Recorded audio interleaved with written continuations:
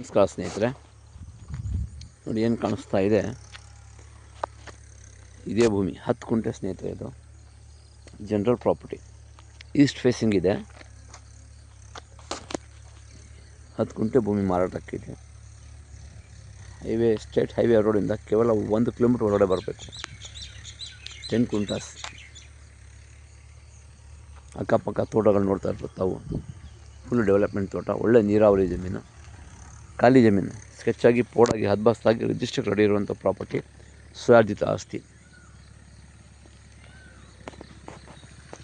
General property,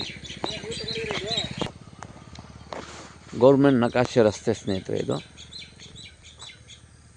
ಬೆಂಗಳೂರಿಂದ ಈ ಭೂಮಿಗೆ 75 ಕಿಲೋಮೀಟರ್ ಆಗುತ್ತೆ.